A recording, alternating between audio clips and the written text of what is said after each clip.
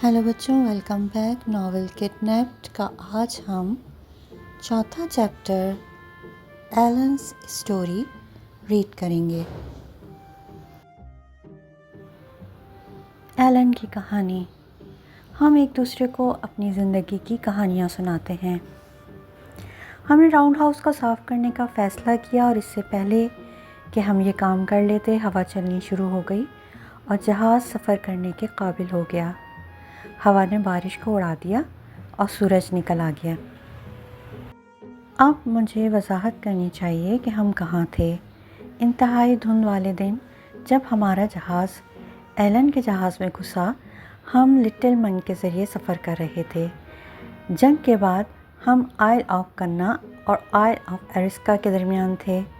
वहाँ से लोक किन्ने तक जाने का तेज़ तरीन रास्ता साउंड ऑफ मोल से गुज़रता था, लेकिन कैप्टन के पास कोई नक्शा नहीं था और वो अपने जहाज़ को जज़ीरों के इतने करीब ले जाने से डरता था।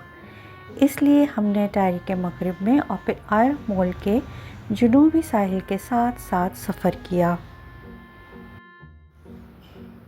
दिन का इब्तिदाई हिस्सा बहुत खुशगवार गुज़रा। एलन और मैं धूप में बैठे कप्तान के बेहतरीन तंबाकू के पाइप से लुत्फ़अंदोज़ हुए। ये वो वक्त था जब हमने एक दूसरे को अपनी कहानियाँ सुनाई। एलन ने मुझे हाईलैंड मुल्कों के बारे में बताया जहाँ हम जा रहे थे। चूँकि मेरा घर नशेबी इलाकों यानी लोलैंडर्स में था और मैं उससे पहले कभी हाईलैंडर्स नहीं गया था, इसलिए मुझे उस जगह के बारे में जानकर खुशी हो रही थी। मैंने एलन को अंकल एबीनेज़र के बारे में बताया कि किस तरह उन्होंने मुझे धोखा दिया और मुझे इस जहाज़ पर जाने के लिए कायल किया, और मैंने उसे हाउस ऑफ शॉस के बारे में बताया था। एलन खामोशी से सुनता रहा, यहाँ तक कि मैंने मिस्टर कैम्बल नाम के वज़ीर के बारे में बात करी। उसने नागवारी का एहसास करते हुए डेक पे हाथ मारा। कैम्बल, सबसे ज़्यादा मुझे इस नाम से नफ़रत है। मैंने थोड़ा इंतज़ार किया। जब वो थोड़ा पुरसुकून हो गया, फिर उससे पूछा, उसे उससे नफ़रत क्यों है? मैं पेन का स्टूवर्ट हूँ, उसने फ़ख्र से जवाब दिया, और एक तवील अरसे से स्टीवर्ट कैंपल से लड़ते आए हैं। उन्होंने हमें धोखा दिया और हमारी ज़मीनें चुराईं। कैमल्स बुज़दिल हैं और ईमानदाराना जंग लड़ना पसंद नहीं करते। बजाय इसके उन्होंने घर और ज़मीनें चोरी करने के लिए चालों और झूठ का इस्तेमाल किया। अगर ये आपके लिए काफ़ी वजह है तो कैम्बल किंग जॉर्ज की तरफ हैं और मैं जैक बाइट हूँ, जैसा कि आप जानते हैं। जब उसका गुस्सा पूरी तरह ठंडा हो गया, एलन ने मुझे अपने वालिद के बारे में बताया। उसने कहा कि वो हाईलैंडर्स का बेहतरीन तलवारबाज था और बहुत ही खूबसूरत आदमी था, लेकिन वो पैसों के साथ अच्छा नहीं था। उसने वो सब ज़ाया कर दिए और जब वो मरा तो मेरे लिए कुछ भी नहीं छोड़ा। क्योंकि मेरे पास पैसे नहीं थे, मुझे रोज़ी कमाने के लिए बादशाह की फ़ौज में भर्ती होना पड़ा। 1745 में प्रिस्टन पेंस की लड़ाई में मैंने साइड बदल ली। मैं बादशाह की फ़ौज छोड़ के बोनी प्रिंस चार्ली के लिए लड़ने चला गया। मैं जानता था कि बादशाह की फ़ौज से भागना बहुत संगीन जुर्म है। एक सिपाही जो भागा था वो बेवतन था, अगर पकड़ा गया तो सज़ा मौत है। एलन ने जारी रखा, अगर रेड कोट ने मुझे पकड़ लिया तो वो मुझे गोली मार देंगे। अगर आपके लिए स्कॉटलैंड में रहना इतना ख़तरनाक है तो आप फ्रांस में क्यों नहीं रहे? मैं 1745 से हर साल घर आता हूँ, एलन ने जवाब दिया, और मैं अपने दोस्तों और अपने मुल्क को दोबारा देखना चाहता हूँ। मुझे अभी कुछ काम करने हैं। जब मैं अपने मुल्क पहुंचूंगा तो मैं अपने साथ फ़्रांस वापस आने के लिए ऐसे मर्दों को तलाश करूंगा जो फ़्रांस के बादशाह की खिदमत करेंगे। मैं अपने सरदार के लिए भी किराया जमा कर सकता हूं, जिसे अर्शिल कहा जाता है। वो स्कॉटलैंड वापस जाने की हिम्मत नहीं रखता और अब भी फ़्रांस में है।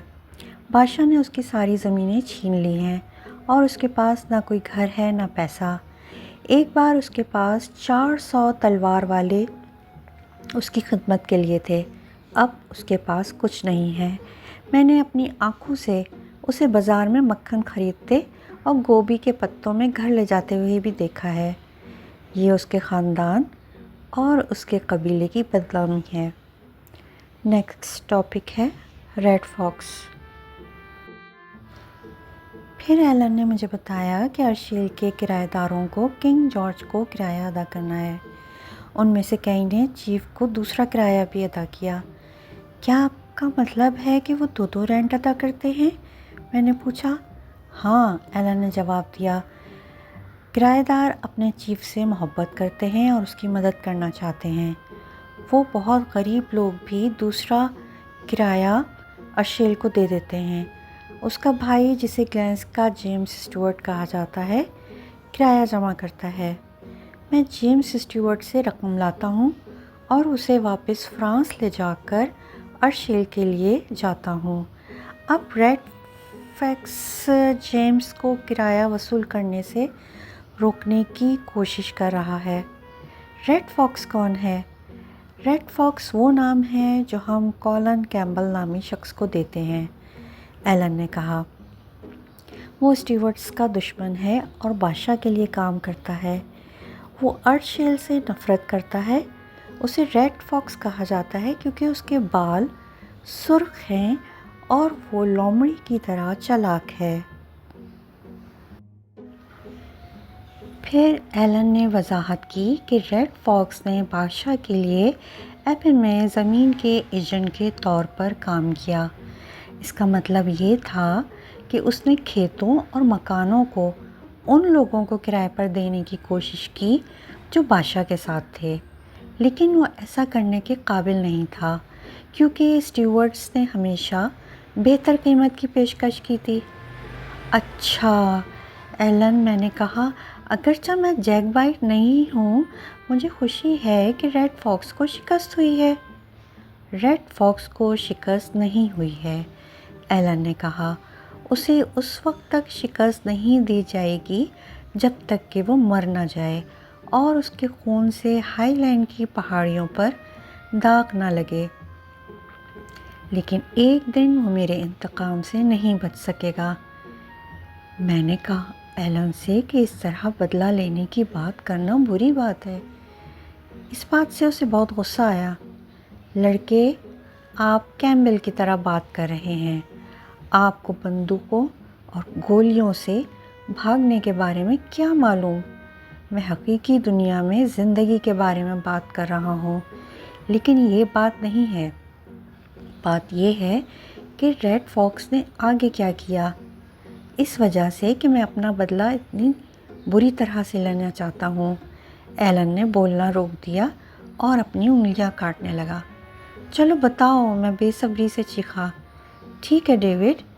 کیونکہ ریڈ فاکس منصفانہ طریقوں سے کرایہ داروں کی وفاداری سے چھٹکارا حاصل نہیں کر سکتا تھا، اس نے قسم کھائی کہ وہ اسے غلط طریقوں سے چھٹکارا دے گا۔ وہ جلا وطن ارشیل کو بھوکا مارنا چاہتا تھا، جیسے کرایہ داروں کے کرائے سے پیٹ بھرا جا رہا تھا، اور چونکہ کرایہ ادا کرنے والے ایسا کرنے سے باز نہیں آئیں گے، اس لیے انہیں ان کے گھروں سے نکالنے کا فیصلہ کیا۔ ان تمام اچھے لوگوں کو اپنے گھر جانے کے لیے بغیر گھر کے اسکاٹ لینڈ کی سڑکوں پہ چلنا تھا۔ جو وہ لے جا سکتے تھے وہ مرد جو ساری زندگی ارشیل کے گھر میں رہے اور جن کے والد ان سے پہلے وہاں رہ چکے تھے اور جن کے دادا اس سے پہلے وہاں رہ چکے تھے، سب کو ترس کھائے بغیر باہر پھینک دیا گیا۔ اور ان کی جگہ لینے والے کرایہ دار کون ہیں؟ ایک پیسے کے بغیر بھکاری۔ وہ کون ہیں؟ کنگ جارج کو اپنے کرائے کے بغیر کرنا پڑے گا، لیکن اس سے ریڈ فاکس کا کوئی تعلق نہیں۔ او نہیں، بادشاہ کو اپنی روٹی پر مکھن تھوڑا سا پتلا کرنے دو۔ اگر ارشیل اپنی میز سے گوشت اور بچوں کے منہ سے کھانا کھو دے گا تو ریڈ فاکس جیت گیا۔ لیکن ایلن، یہ ریڈ فاکس کی غلطی نہیں ہے کہ یہ سب ہوا۔ آپ نے کہا کہ وہ بادشاہ کا ایجنٹ ہے، تو اس کا مطلب ہے کہ وہ تو عادل ہے۔ اس نے تو بادشاہ کے حکم پہ عمل کیا، آپ اس پہ اپنا کام کرنے کا الزام نہیں لگا سکتے، میں نے احتجاج کیا۔ ایلن نے ایک لمحے کے لیے میری طرف دیکھا اور پھر ہنس پڑا۔ اچھا، آپ ایک اچھے لڑکے ہیں، لیکن یقینی طور پہ آپ میں وک کا خون ہے۔ میں اس کے الفاظ میں غصے کو سن سکتا تھا، حالانکہ اس نے یہ بات کافی نرمی سے کہی تھی۔ میں نے جلدی سے موضوع بدلنے کا فیصلہ کیا۔ میں نے اس سے پوچھا اسکاٹ لینڈ کے ارد گرد گھومنے کی ہمت کیسے کی، جبکہ اس کے ملک میں بہت سے کیمبل اور فوجی موجود تھے؟ وہ گرفتار نہ ہونے میں کیسے کامیاب ہوا؟ یہ آپ کے خیال سے زیادہ آسان ہے، اس نے جواب دیا۔ اگر ایک سڑک پہ کوئی گارڈ ہو، میں ایک اور سڑک لیتا ہوں اور وہی پہاڑیوں کی طرف لے جاتی ہے۔ ہیضہ ایک بہت بڑی مدد ہے، یقینی طور پہ میرے پاس چھپنے کے لیے کافی ہے۔ آپ جانتے ہیں میں ایک سرکاری آدمی کے 6 فٹ کے اندر حیدر میں بیٹھا ہوں اور اس کی سیٹوں سے 1 یا 2 خوبصورت دھند سیکھی ہوں، اور ہاں، ان دنوں سپاہیوں سے چھپنا کافی آسان ہے، کیونکہ یہ 1746 میں ایک الگ کہانی تھی۔ تب ہر جگہ فوجی تھے اور ان سے بچنا بہت مشکل تھا۔ لیکن اب حکومت سوچتی ہے کہ پہاڑی باشندے پرامن ہیں۔ یہ کوئی تعجب کی بات نہیں ہے، کیونکہ حکومت نے ان سے ان کی اتنی ہی بندوقیں لے لی ہیں جتنی انہیں مل سکتی ہیں، اور پھر بہت سے سردار جلاوطنی میں بیرون ملک ہیں۔ جو لوگ ابھی تک اسکاٹ لینڈ میں ہیں ان کے پاس اسلحہ رکھنا منع ہے۔ لیکن میں حیران ہوں کہ یہ صورتحال کب تک رہے گی؟ طویل نہیں۔ میرا خیال ہے کہ اگر ریڈ فاکس جیسے مرد اپنی ظالمانہ حرکتیں جاری رکھیں اور میرے آقا جیسے مرد ابھی تک زندہ ہیں، تاہم کون جانتا ہے کہ یہ لوگ کیا کریں گے؟ امن سے رہتے ہیں اور وہ کیا برداشت نہیں کر سکتے۔ ایلن نے بات کرنا روک دی۔ وہ کافی دیر تک خاموش بیٹھا رہا اور ایک لفظ نہیں کہا۔ وہ بہت اداس لگ رہا تھا۔ نیکسٹ ٹاپک ہے جہاز تباہ۔ آدھی رات کو کیپٹن نے ہمیں جگا دیا۔ اس نے کہا کہ جہاز بہت خطرے میں ہے، کیا تم آ کر اس کی رہنمائی کر سکتے ہو؟ وہ بہت پریشان نظر آ رہا تھا۔ ایلن اور میں تیزی سے ڈیک کی طرف بڑھے۔ ہوا بہت تیز چل رہی تھی اور انتہائی سردی تھی۔ اگرچہ رات کا آخری پہر تھا، چاند چمک رہا تھا اور میں واضح طور پر اس خطرے کو دیکھ سکتا تھا جو ہمیں درپیش تھا۔ ہم جزیرہ ملک کے جنوب مغربی کونے میں سفر کر رہے تھے اور جہاز کے چاروں طرف بڑی بڑی چٹانیں تھیں۔ اچانک ہم نے ایک زوردار گرج والی آواز سنی اور دیکھا کہ سمندر سے پانی اٹھ رہا ہے۔ یہ ایک چشمہ لگ رہا تھا۔ میں نے پوچھا، یہ کیا ہے؟ ایلن نے کہا، یہ سمندر پانی کے بالکل نیچے پتھروں کی ایک لکیر پہ ٹوٹ رہا ہے۔ ادھر دیکھو، کیپٹن چلایا، کوئی اور ہے۔ ہاں، ایلن نے کہا، میرے خیال میں ہمیں ٹران راکس کے قریب ہونا چاہیے، ان میں سے 10 میل تک۔ کیا ان کے ذریعے کوئی راستہ ہے؟ میرے خیال میں مجھے یہ یاد ہے کہ زمین کے قریب سفر کرنا بہتر ہے۔ کیپٹن نے ساحل کی طرف کشتی رانی کا حکم دیا، یعنی کہ جہاز کو موڑنے کا حکم دیا۔ جب ہم زمین کے قریب پہنچے تو یوں لگا جیسے ہمارے چاروں طرف چٹانیں ہیں۔ ایک بار جب ہم نے تقریباً ایک چٹان کو مار ہی چکے تھے، یعنی ٹکرا چکے تھے، ایلن بہت سفید اور خوفزدہ نظر آ رہا تھا۔ اگرچہ وہ ایک بہادر سپاہی تھا، لیکن سمندر سے ڈرتا تھا۔ میں اس قسم کی موت نہیں چاہتا، اس نے خاموشی سے کہا۔ آخر کار ہم آئل آف لونا کے چکر لگا رہے تھے۔ مسٹر ایک، جو مستول کے اوپر سے چٹانوں پہ نظر رکھے ہوئے تھے، اس نے ہمیں خوشخبری سنائی کہ جہاز کے سامنے کا سمندر صاف ہے۔ تم ٹھیک کہتے تھے، کیپٹن ہاسیسن نے ایلن سے کہا۔ آپ نے جہاز کو بچا لیا جناب، میں یہ بات کبھی نہیں بھولوں گا۔ نیکسٹ ٹاپک ہے جہاز کو چٹانوں کے خلاف چلایا جاتا ہے، یعنی اگینسٹ چلایا جاتا ہے۔ اسی وقت ایک زوردار کرنٹ اٹھا اور جہاز کو ایسی چٹان پہ لے گیا جسے ہم نے پہلے نہیں دیکھا تھا۔ کرنٹ اتنا تیز تھا کہ ڈیک پہ موجود ہر شخص نیچے گر گیا اور مسٹر ریڈ تقریباً مستول سے گر گئے۔ بار بار جہاز کو چٹان کے خلاف چلایا گیا۔ ہم جہاز کے اطراف کو چٹانوں سے پھٹتے ہوئے سن سکتے تھے۔ مسٹر ریڈ اور کچھ ملاحوں نے جہاز کی کشتی تیار کرنے لگے اور اسے سمندر میں اتارنے کی کوشش کی، لیکن یہ آسان نہیں تھا کیونکہ سمندر بہت رف ہو رہا تھا اور کشتی بھاری سامان سے بھری ہوئی تھی۔ میں ان کی مدد کے لیے بھاگا۔ کارگو باہر! کپتان نے ہماری کوئی مدد نہیں کری، لیکن ہر بار جب اس کا جہاز چٹان سے ٹکراتا تو وہ بس کھڑا کراہتا رہتا۔ وہ اس جہاز سے اسی طرح پیار کرتا تھا جیسے جہاز اس کی بیوی اور بچہ ہو۔ وہ اسے ٹکڑے ٹکڑے ہوتے دیکھنا برداشت نہیں کر پا رہا تھا۔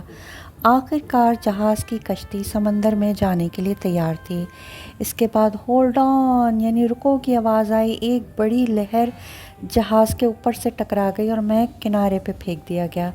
میں پانی کے نیچے چلا گیا اور بہت کچھ نگل گیا۔ ایسا کئی بار ہوا اور میں آگے سے آگے بہتا چلا گیا۔ پھر میں نے دیکھا کہ میں ایک لکڑی کے ٹکڑے کو پکڑے ہوئے ہوں۔ سمندر پرسکون ہے۔ میں نے چیخنے کی کوشش کی اور جہاز پہ موجود لوگوں کو ہاتھ ہلانے کی کوشش کی، لیکن میں بہت دور تھا، وہ مجھے سن نہیں سکتے تھے۔ تھوڑی سی دور ایک چھوٹا سا جزیرہ لگ رہا تھا۔ مجھے معلوم تھا کہ مجھے ساحل تک تیرنے کی کوشش کرنی چاہیے۔ اگرچہ میں نے کبھی نہیں تیرا تھا، نہ میں نے کبھی سیکھا تھا، لیکن میں نے لکڑی کے ٹکڑے کو پکڑے رکھا اور اپنی ٹانگوں کو چلایا۔ یہ بہت مشکل کام تھا، لیکن 1 گھنٹے بعد میں ساحل پہ پہنچ گیا۔ یہ ایک چھوٹا سا ریتیلا ساحل تھا۔ یہ بہت اکیلی جگہ تھی جو میں نے کبھی دیکھی تھی۔ نیکسٹ ٹاپک ہے چھوٹا جزیرہ۔ میں سانس لینے کے لیے ہانپ رہا تھا۔ میں نے ساحل پہ قدم رکھا۔ آدھی رات کا 1:30 بج چکا ہوگا۔ بہت سردی تھی۔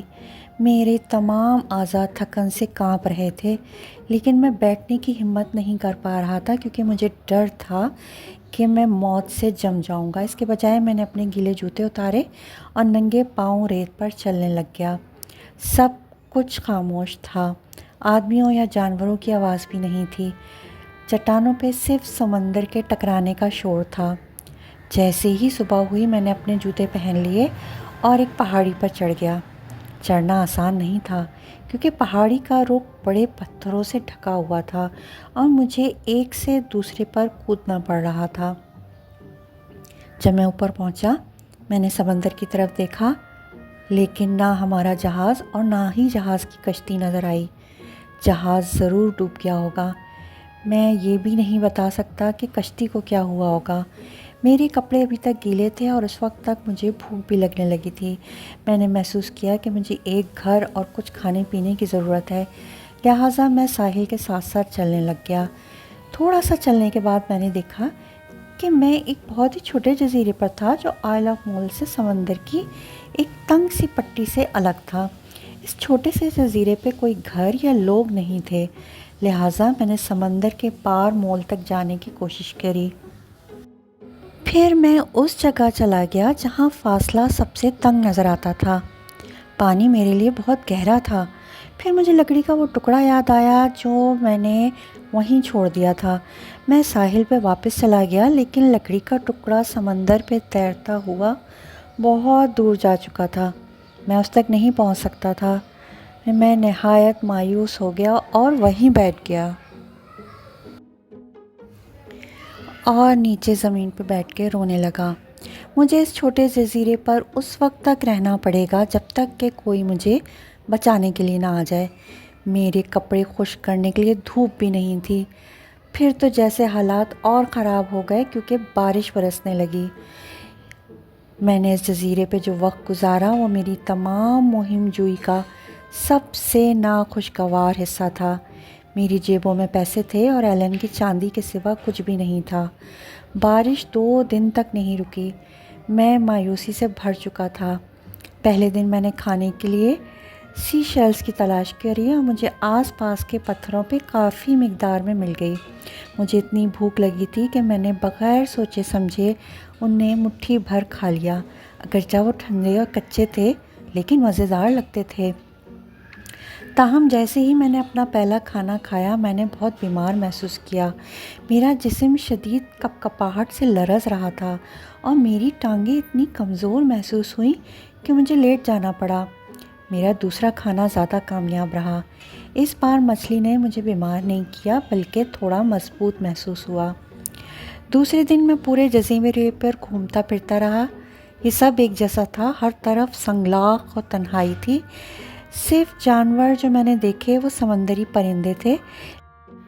خوش قسمتی سے میں نے ایک چھوٹی جھوپڑی دریافت کر لی جسے ماہی گیر جزیرے پر آتے وقت استعمال کرتے ہوں گے۔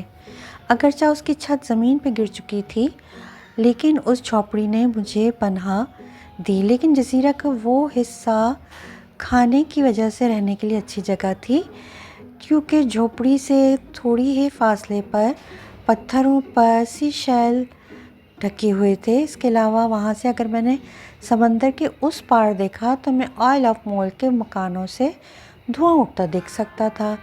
اس نے میری روح کو تھوڑا سا تازگی دی اور میں نے خود کو کم تنہا محسوس کیا، لیکن پھر بھی مجھے کوئی بچانے نہیں آیا۔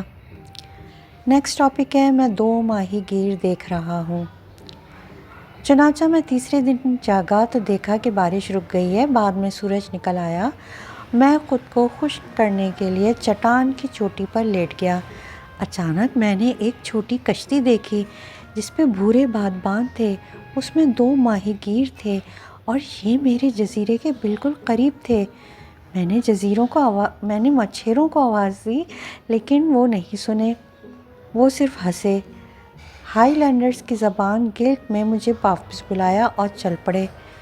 مجھے یقین نہیں آیا کہ وہ مجھے نہیں بچائیں گے۔ میں چیختا ہوا، بازو لہراتا ہوا ساحل کی طرف بھاگا، لیکن یہ سب ٹھیک نہیں تھا۔ میں غصے میں تھا۔ میں سمجھ نہیں پا رہا تھا کہ وہ میری مدد کیوں نہیں کرتے۔ میں تھوڑا کھانا کھانے بیٹھ گیا اور پھر سو گیا۔ صبح میں نے ایک کشتی کو جزیرے کی طرف آتے دیکھا، شاید ماہی گیر مجھے لینے آ رہے تھے۔ جب کشتی قریب آئی تو میں نے دیکھا یہ وہی ہے جسے میں نے ایک دن پہلے دیکھا تھا اور اس میں وہی 2 آدمی تھے۔ جب ہم ایک دوسرے سے بات کرنے کے لیے کافی قریب پہنچے تو ایک ماہی گیر کھڑا ہوا اور ایک لمبی تقریر کری۔ میں نے اسے بتایا کہ میں غلط نہیں بولتا۔ اس سے اسے بہت غصہ آیا تو میں نے سمجھا کہ اس نے سوچا کہ وہ انگریزی میں بات کر رہا ہے۔ پھر بولا تو پھر غور سے سنا اور اس بار میں نے کچھ الفاظ سمجھے، جوار، اور اسے آئل آف مول کی طرف اشارہ کرتے ہوئے دیکھا۔ کیا تمہارا مطلب ہے کہ جب یہ جوار ختم ہوگا، لہر ختم ہوگی تو میں مول کی طرف چل سکتا ہوں؟ میں نے پوچھا۔ ہاں ہاں، مچھرے نے کہا اور وہ زور سے ہنسا۔ میری حماقت پہ بہت خوش ہوا۔ میں نے جس طرف اشارہ کیا تھا اس کی طرف بھاگا اور پانی کی تنگ پٹی پر آ گیا، لیکن اب وہاں پانی نہیں تھا۔ ایک چھوٹا جزیرہ زمین سے ملا ہوا تھا۔ اونچی لہر میں یہ صرف ایک جزیرہ تھا۔